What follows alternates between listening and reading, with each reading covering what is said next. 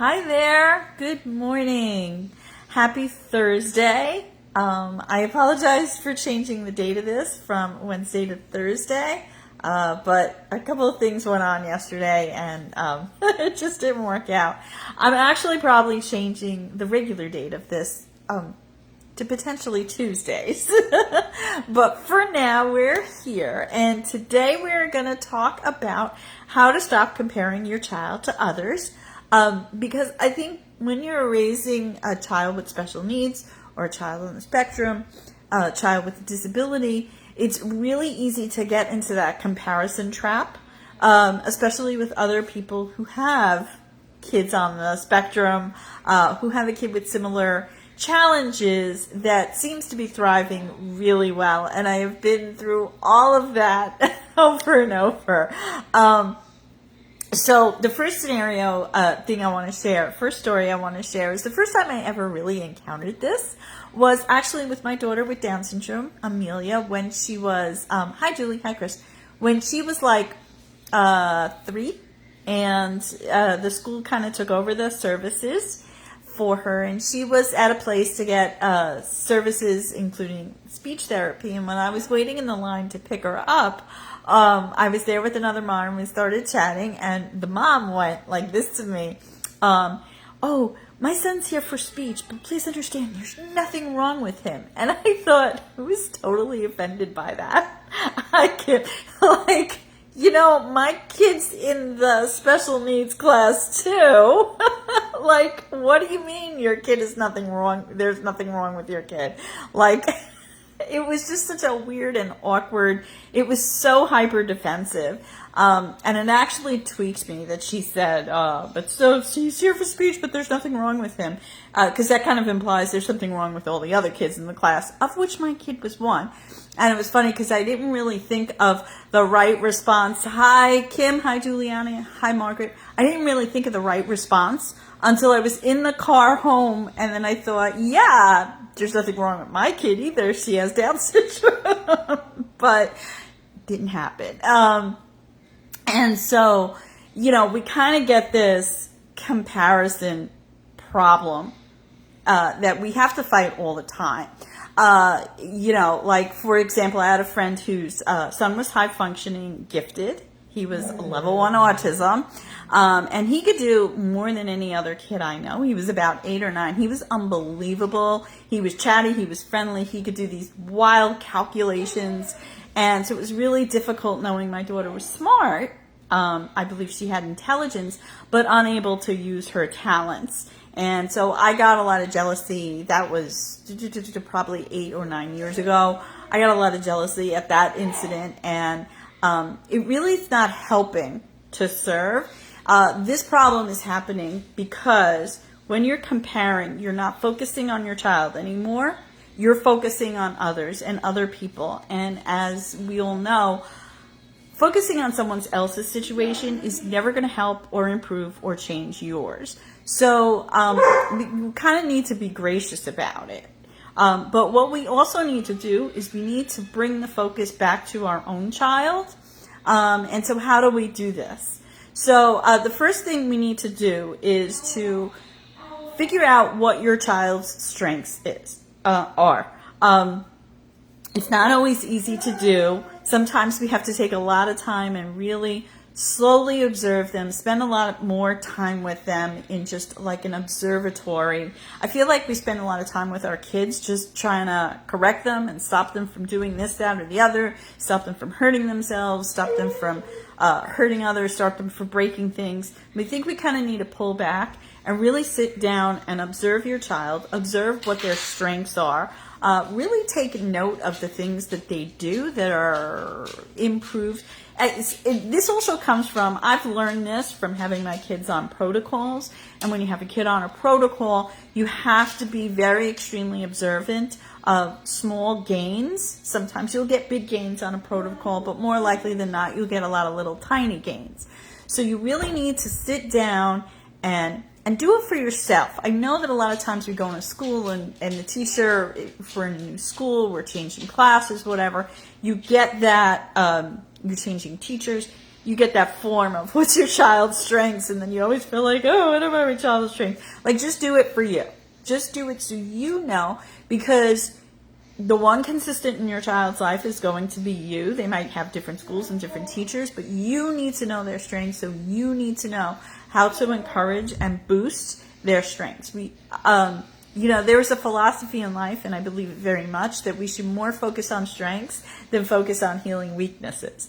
So you really want to make sure you get your child's strengths in line. The second thing you need to do to help not focus on comparison is to find a community of people who have kids that are similar to your child in age and in level of functionality. Because when you're around, of course we all complain about the DSM-5, which is the diagnostic manual that tells people what kind of mental health challenges or cognitive challenges or neurological challenges a child is having.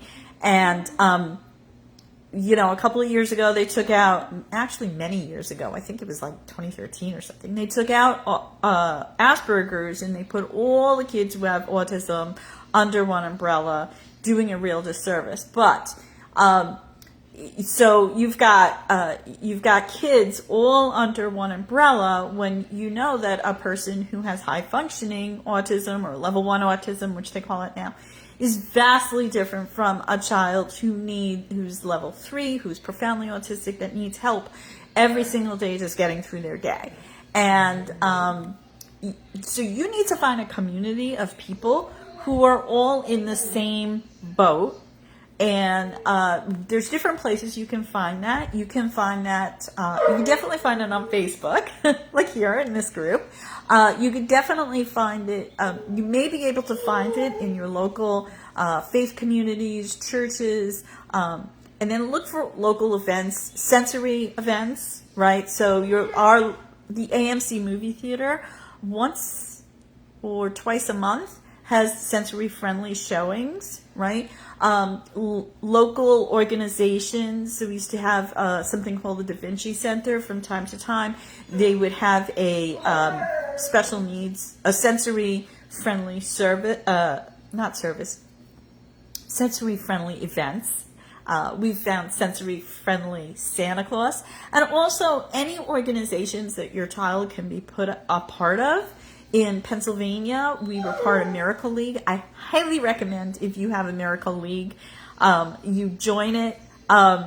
Lehigh Valley's Miracle League is probably one of the best in the country. They offer more things than any other miracle, as far as I know.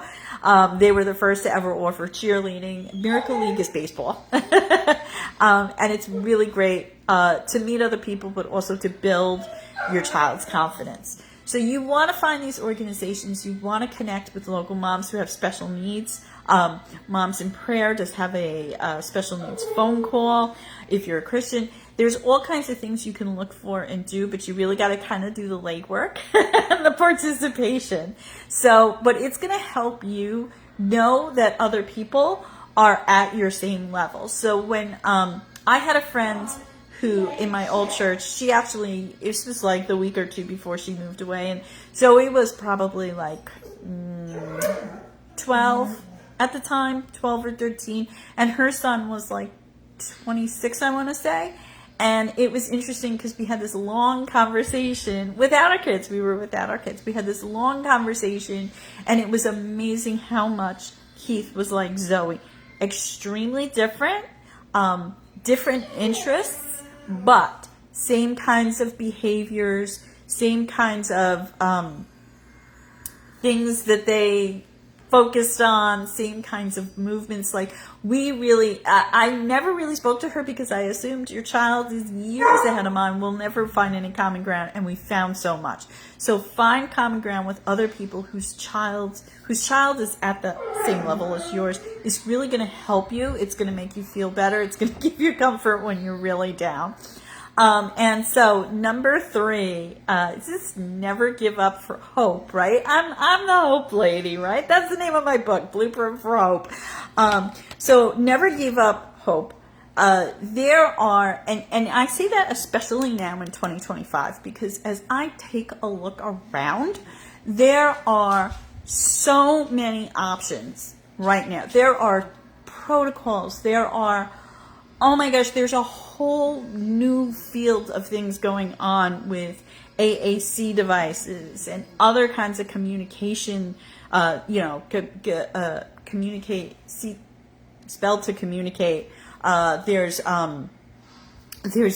neurological things you could do. There's energy things you could do. There's so much available right now. A lot of it is under holistic health and not allopathic. So just so you know that, it's going to be out-of-pocket stuff. But there's diets that could help you. I highly recommend Julie Matthews' course because it focuses you in on generic how to clean their diet and then laser targets you on the diets, the specific diets that's right for you. There's homeopathy and homeotoxicology, which is detoxing your child using homeopathy, which is excellent. We've had great success in the past with it. There is herbal remedies. We are using an herbal spray, and it's slow going, but it's good. It's really helping my child. There's all kinds of things you can do. There's so many things. There's physical things you could do. There's physical therapies. Years ago, and I just want to give you a story. I have never been to, there used to be a conference run by Jenny McCarthy called Autism One. I've never been to an Autism One conference, but you can go online. And I remember I was trying really hard to get there one year, and I looked at, what do I want to go? And they literally had something like 50, 60 sessions. And this was years ago, too. This was way pre-COVID, at least 2 or 3 years before COVID. They had so many sessions on different therapies and protocols and interventions that you could use to help your child that I was just overwhelmed. And then I was still writing my blog at the time. I was actually going to start a series on the different protocols and how they, what they are, what they cost, and the whole thing. And it was too much work. It would have taken me 2 to 3 years to write that, just as at the point of what was available back then. So there is hope, because there's always a new technology, a new breakthrough in this, GCMAF, medical marijuana, CBD. I'm just trying to think of HBOT, gestalt speech therapy. So much. I think it's Gestalt. I keep saying it wrong. There's so many opportunities for you to find something that helps your child. But it's all going to be out of pocket, because the only thing the state recognizes, the only thing that schools recognize is ABA, and ABA doesn't work for. I've heard people say that it worked well for them, and I've heard other people go, it was like dog training and it's terrible and never do it. So, which says to me, it really depends on your practitioner, and how do you know, right? Even when you get in there, how do you know that it's not good? So never give up hope, right? So where you might get stuck, right? So again, finding your child's strengths. You might have, let me tell you, if your child's newly just diagnosed, you're going to feel like my child has no strengths. That's what you're going to feel like. But that's the feeling. That's not the reality. Every child has their strengths. You just need the quiet time to really sit and observe your child. And I understand quiet time is a premium. But I mean, you need the quiet within yourself to observe your child and figure out what their strengths are. And you need to let them lead too. Like, and in my little stories, when Zoe was 3 and we didn't know where she was, she was newly diagnosed. We knew she had sensory processing disorder. That's what it was diagnosed. The name of that constantly changes. So we knew she had sensory issues, and we went to an event for my other daughter in her school and they had the alphabet laid on the wall. And I didn't know that Zoe knew the alphabet until she went through, and she went in reverse. Z, what? Because we came in from the back, so it was at the end of the alphabet. She knew the whole alphabet, and I was like, That lesson taught me when she was 3 years old that she's a lot smarter than we give her credit for. I believe she is maybe she's 19. She's maybe functioning at 19. I think somewhere in the teen. I think a little bit younger than that personally, from my personal observations of what she's done and said and implied, and used her own speech methods to interject into conversations we've had. You can use scripting to actually say more abstract thoughts. It's just, I know what she means because I'm her mom. So that's one. Another thing, expose your child to events if you can. Obviously, if your child, don't force your child to do something they don't want to do. Well, sometimes you have to.